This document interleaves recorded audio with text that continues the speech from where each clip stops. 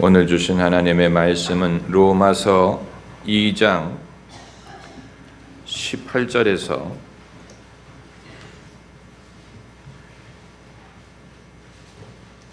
25절까지 말씀입니다. 로마서 1장 18절에서 25절까지 우리 함께 읽겠습니다. 하나님의 진노가 불의로 진리를 막는 사람들의 모든 경건치 않음과 불의에 대하여 하늘로 쫓아 나타나나니 이는 하나님을 알만한 것이 저희 속에 보임이라. 하나님께서 이를 저희에게 보이셨느니라. 창세로부터 그의 보이지 아니하는 것들 곧 그의 영원하신 능력과 신성이 그 만드신 만물에 분명히 보여 알게 되나니 그러므로 저희가 핑계치 못할지니라. 하나님을 알되 하나님으로 영화롭게도 아니하며 감사치도 아니하고 오히려 그 생각이 허망하여지며 미련한 마음이 어두워졌나니 스스로 지혜 있다 하나 우둔하게 되어 썩어지지 아니하는 하나님의 영광을 썩어질 사람과 금수와 버러지 형상의 우상으로 바꾸었느니라. 그러므로 하나님께서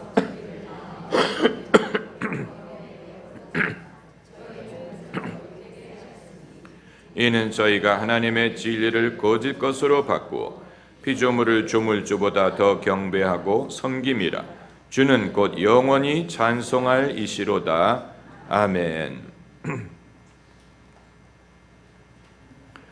우리가 기독교인이 된 지 수십 년이 되지만 정작 기독교가 말하는 것이 무엇이냐를 누가 물어본다면 뭐라고 대답해야 될지 난처한 분들이 많을 것입니다.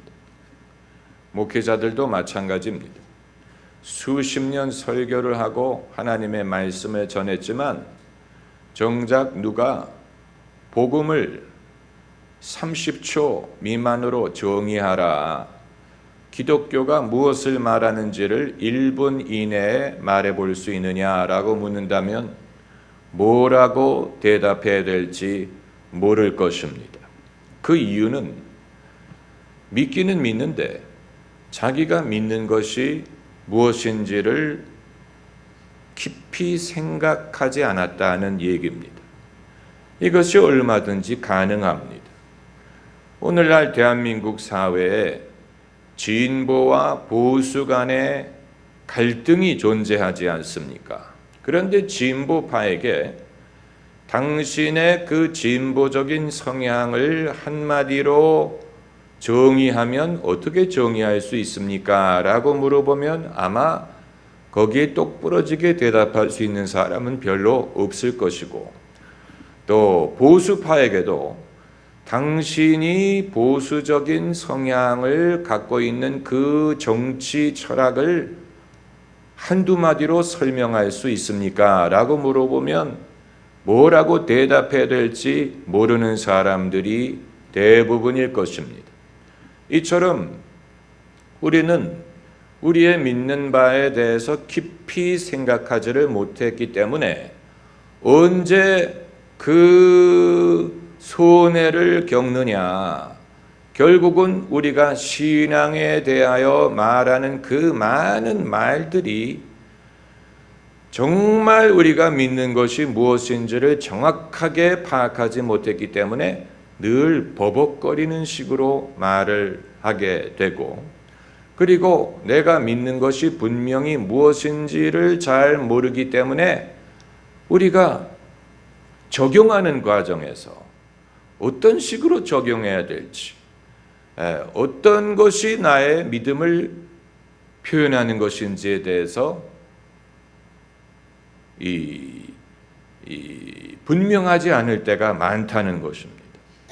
그렇기 때문에 이제 기독교가 가르치는 것이 무엇인가를 쉽게 정의하기 위한 여러 가지 노력들이 있었는데, 그 중에 대학생 선교회가 만든 사형리가 대표적인 예라고 볼 수 있습니다. 여러분이 과거에 접하셨을 것입니다. 사영리는 문자 그대로 four spiritual laws, 4개의 영적인 법칙을 통해서 기독교를 설명하는 것인데 4개의 그림으로 그것을 요약할 수 있습니다. 첫 번째 그림은 하나님이 계시고 하나님이 당신을 사랑하시고 놀라운 뜻을 갖고 계시다라는 것입니다. 하나님이 계시다. 그게 첫 번째 영리. 두 번째 영리는 인간이 죄를 범하여 하나님으로부터 멀어졌다라는 것입니다.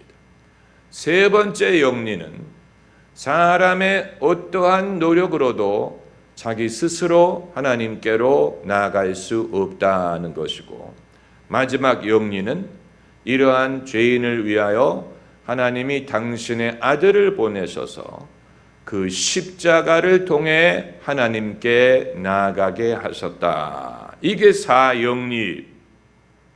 그런데 로마서를 읽어보면 로마서에서 바울이 말하는 바도 이 4가지를 요약한 것으로 읽힙니다. 그건 우리가 나무를 보지 않고 숲을 볼 때에 보이는 것입니다.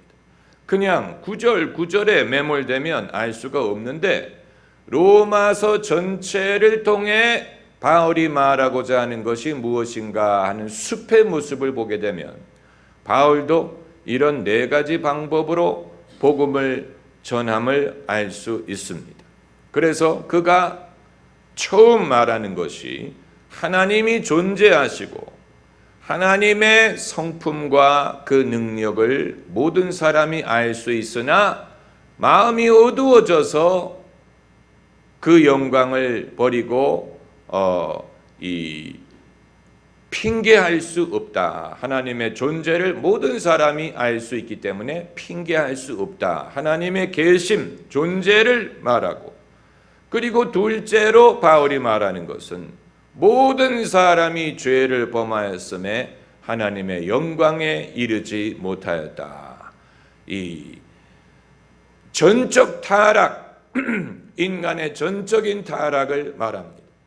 그리고 세 번째로 율법의 행위로 의로움을 얻을 육체가 없느니라. 율법의 한계, 율법의 무력함을 말하고, 그리고 네 번째로 바울이 말하는 것은 율법 이외에 복음을 통해서 믿음으로 의롭다함을 얻게 하셨다.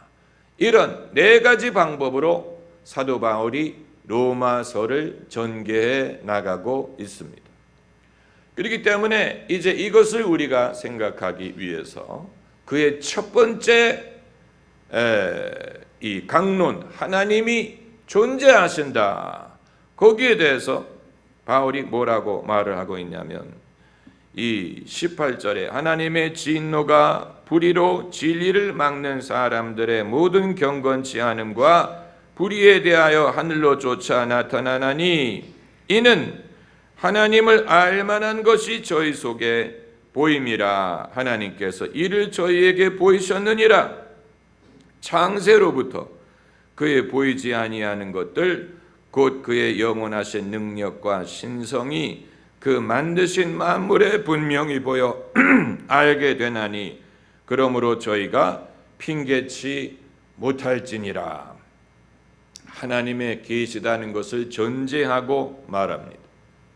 성경은 하나님의 존재를 설명하지 않습니다.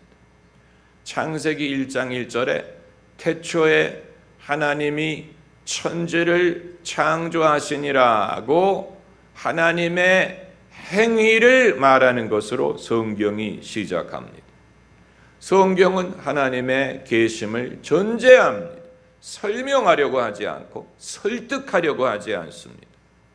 그래서 바울이 말하는 바가 태초로부터, 창세로부터 하나님의 속성, 지혜, 능력이 무엇을 통해 나타난다고 했습니까?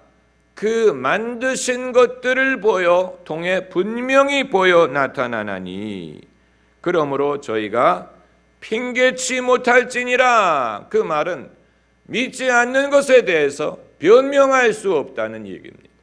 하나님의 계시는 것이 분명히 보이기 때문에 안 믿는 사람들이 핑계할 수 없다. 그러나 이제 인류가 어떻게 했느냐?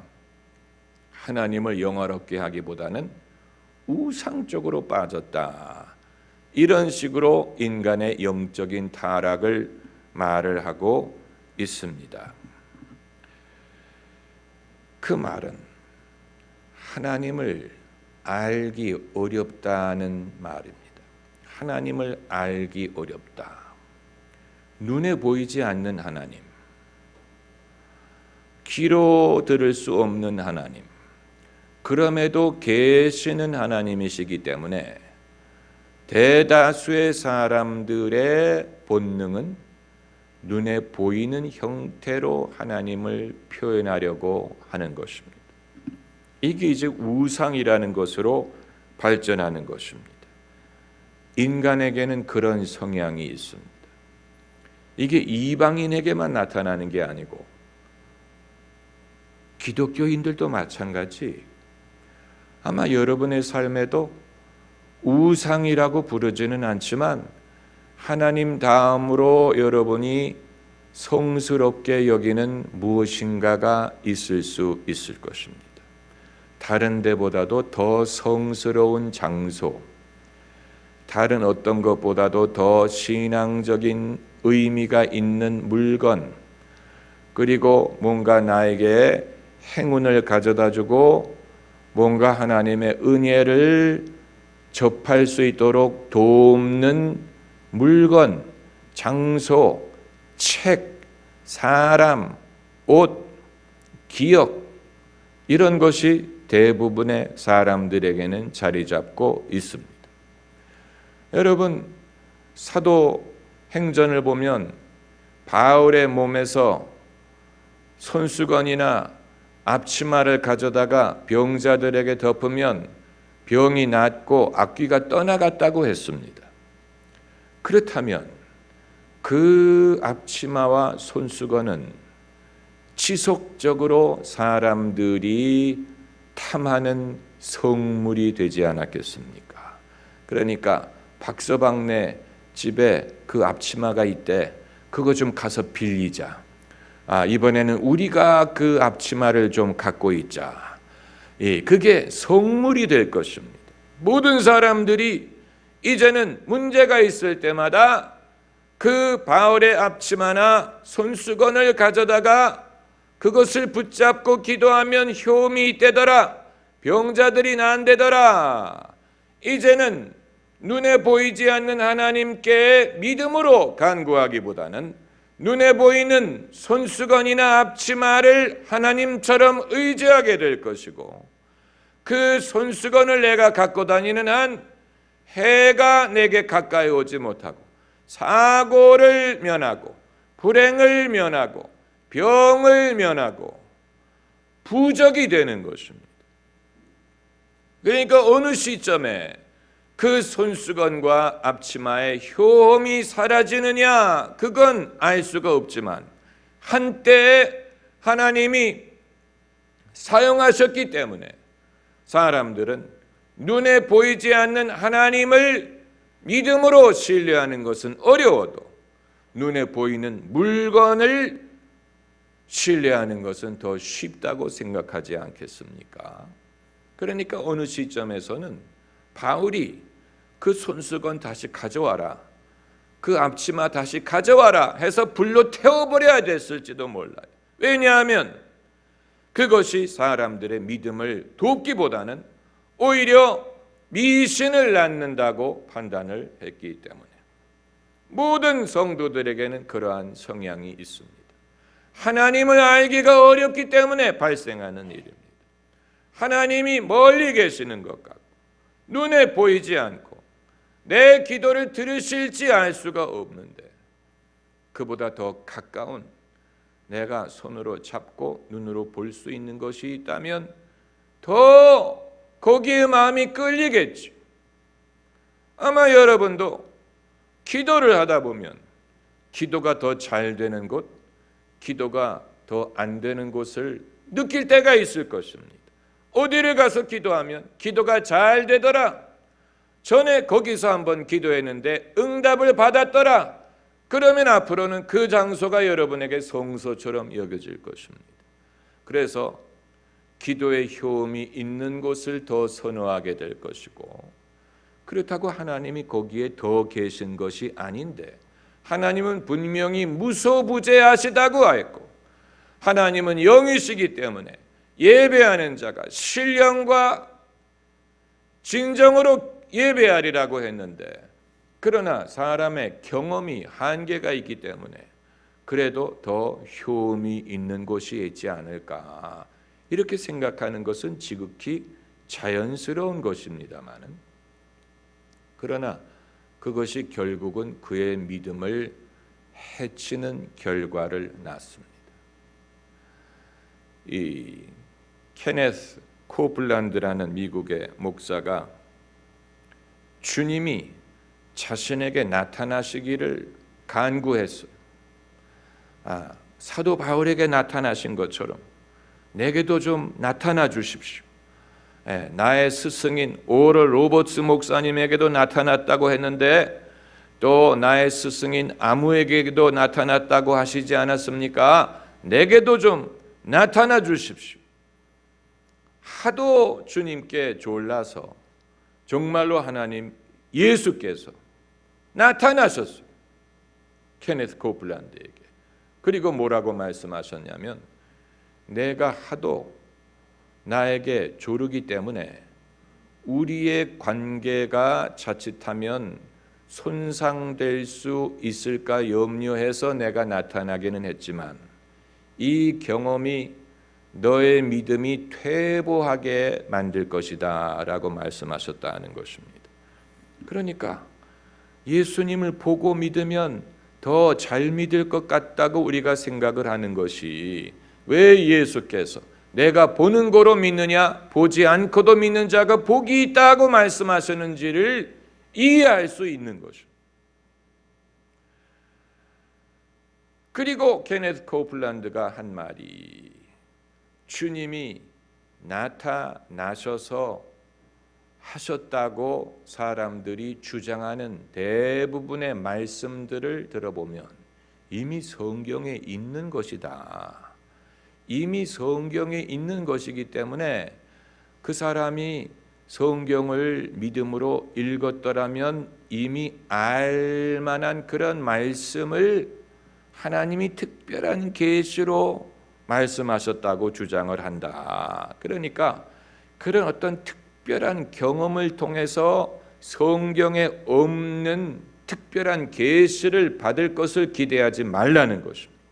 이미 성도들의 신앙과 삶에 필요한 모든 말씀은 이 성경책에 이미 기록을 해 놓으셨기 때문에 많은 사람들이 성경책을 얕봐요. 신비한 경험을 했다고 주장하는 사람일수록 성경책을 얕보는 성향이 있습니다. 왜냐하면 자기는 더 화끈한 방법으로 은혜를 받았다고 생각하기 때문에, 더 직접적인 방법으로 계시를 받았다고 생각하기 때문에 성경을 얕보는 것입니다. 나는 성경 말씀에 없는 더 진귀한 계시를 직접 받았다라고 주장을 하는 것인데, 여러분, 그것은 영적인 교만이요, 그것은 그 사람이 영적으로 쇠퇴하고 자칫하면 타락할 수 있는 관문이 되는 것입니다. 여러분, 이 모든 것을 우리가 주의해서 살펴야 됩니다. 해 아래 새로운 것이 없다라고 했는데, 색다른 계시, 색다른 말씀, 색다른 영적인 지혜를 사람들이 찾다가 실족하는 경우가 많습니다. 아주 중요한 것입니다. 우리에게 필요한 하나님의 말씀은 이미 여기에 기록되어 있어요. 이미 기록되어 있어요. 오죽하면 예수님께서도 당신의 말씀을 하실 때 구약 성경을 인용하셨겠습니까? 예수님이 인용하신 구약 성경 말씀 특별히 마귀의 시험을 물리치실 때 예수께서 3번 다 기록되었으되 라고 구약 성경의 말씀을 인용하셨어요. 예수님께서도 마귀의 시험을 물리치기 위해 필요한 하나님의 말씀이 이미 성경에 있음을 아셨어요. 바울이 서신을 쓸 때도 마찬가지. 바울이 서신에서 예수님의 복음을 설명할 때 구약 성경의 말씀을 인용해 가면서 설명했습니다. 어떤 색다른 이전의 성경에 없었던 그런 말을 한 것이 아니에요. 그렇기 때문에 믿음으로 의롭다함을 얻는 원리를 말할 때에도 이것이 새로운 계시가 아니고 이미 창세기 15장에 아브라함이 하나님을 믿으니 하나님이 이를 그의 의로 여기시느니라, 그 믿음으로 의롭게 되는 전례가 이미 창세기에 있음을 인용했어요. 그리고 하박국에 오직 의인은 믿음으로 말미암아 살리라, 의인이 믿음으로 사는 원리가 이미 구약 성경에 있는 것을 인용했어요. 심지어 예수님의 부활을 말할 때도 시편의 말씀을 인용해서 그가 나를 음부에 내버려 두지 아니하시리라, 이 말씀을 인용해 가면서 여러 말씀을 인용해 가면서 예수님의 부활이 구약 성경에 이미 예언되어 있음을 밝혔어요. 그러니까 신약 성경의 저자들도 예수님도 사도 바울도 우리의 신앙과 우리의 삶에 필요한 하나님의 말씀을 다른 데서 얻어오기보다는 이미 기록된 말씀 속에서 찾은 것은 우리 모두에게 본보기가 되는 것입니다. 우리 모두에게 본보기가 되는 것입니다. 내 문제를 해결하기 위한 해답이 어디에 있을고 어떤 희한한 계시를 통해 그것을 얻을까 생각하지 말고 성경 말씀 속에 그것이 있습니다. 성경 말씀 속에 있습니다. 제가 목회자로서의 부르심을 확증할 수 있었던 여러 가지 사건과 여러 가지 경험이 있었는데 그 중에서 제일 확실한 부르심, 하나님이 정말로 저를 부르셨다는 것을 무엇으로 확신했느냐, 한 가지 경험을 든다면 성경 말씀. 제가 로마서에 있는 로마서를 어느 날 어떻게 성경을 우연히 보다가 로마서에 있는 한 구절이 한 번도 읽어본 적이 없는 처음 보는 성경 구절이 제 마음에 강력하게 와닿았어요. 그게 바로 하나님의 은사와 부르심에는 후회하심이 없느니라. 이 성경 구절, 이런 성경 구절이 있는 줄 몰랐는데 이 구절이 제게 주신 말씀이 되면서 제가 수년 동안 갖고 있었던 모든 의심과 모든 의구심이 눈 녹듯이 사라지고, 아, 그렇구나, 하나님의 은사와 부르심이 여전히 나에게 유효하구나, 하나님이 그것을 거두어가지 않으셨구나, 후회하지 않으시는구나, 여전히 나를 부르시는구나 하는 것을 확신하게 된, 성경 말씀을 통해 하나님이 말씀하시는 것을 우리가 결코 간과해서는 안 됩니다.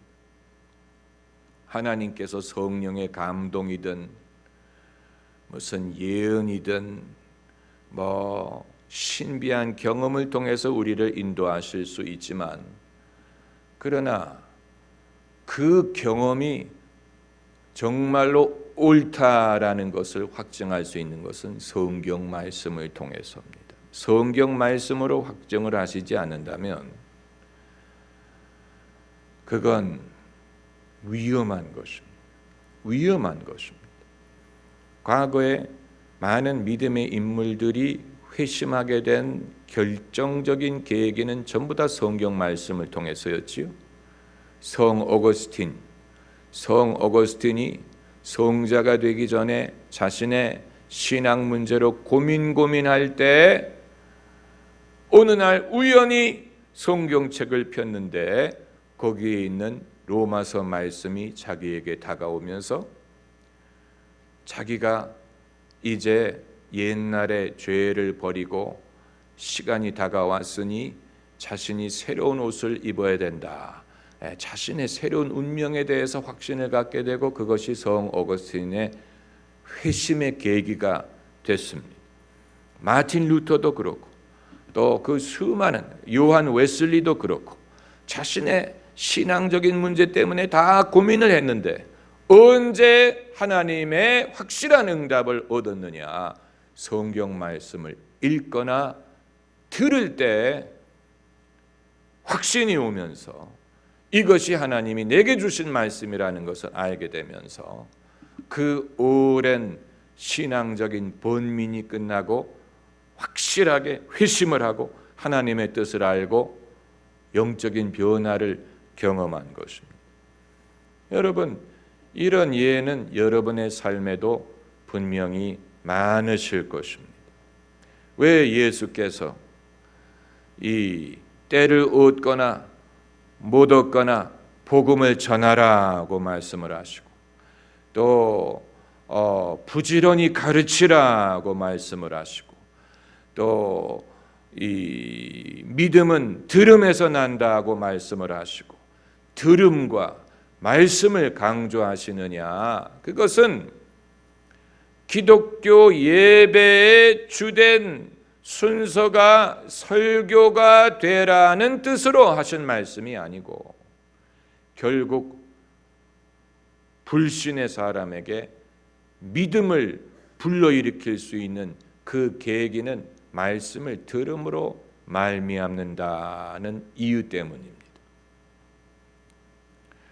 오늘 많은 말씀을 준비했지만 그럼에도 불구하고 성령께서 우리 모두의 신앙과 우리 모두의 갈 길에 대해서 하나님이 결코 불공평하다고 생각하면 안 됩니다. 왜 누구에게는 더 은혜를 많이 주고 은사를 많이 주고 왜 내게는 적게 주느냐? 이건 못된 생각이요. 이것은 불신이. 그건 마치 한 달란트 받은 사람이 자기 달란트를 땅에 묻어놓는 것과 같은 그런 마음. 5달란트를 받던 2달란트를 받던 그게 중요한 게 아니에요. 그 달란트를 내가 받아서 성실하게 사용하고 그것으로 그 하나님께 영광을 돌리는 것이 중요한 것이지 왜 누구는 5달란트 주고 나는 2달란트 줍니까? 그건 주님이 결정하신 부분이 그 2달란트를 가지고도 얼마든지 내가 먹고 살고 얼마든지 내게 맡기신 일을 감당할 수 있습니다. 그걸 믿어야 됩니다. 은혜 받을 만한 기회를 우리 모두에게 공평하게 주시는 것을 믿어야 됩니다. 주님이 남을 더 사랑하는 게 아니에요. 나를 동일하게 사랑하시는 것을 믿어야 돼요. 아버지 하나님을 믿어야 돼요. 그래서 아버지에게 자식이 구하는 마음으로 기도해야 돼요. 데려온 자식처럼 느끼면 안 돼요. 나는 늘 이 집에 데려온 자식인가 봐. 그건 불신이. 데려온 자식 없어. 다 하나님의 자녀. 그렇기 때문에 그 중에 맏아들, 막내아들, 맏딸, 중간, 막내가 있을 수는 있지만 다 하나님의 귀한 자녀이기 때문에 주실 줄을 믿고 아버지를 의지하는 마음으로 구하고 그 은혜가 나에게 족한 것을 믿어야 되는 것입니다. 할렐루야. 기도하십시다.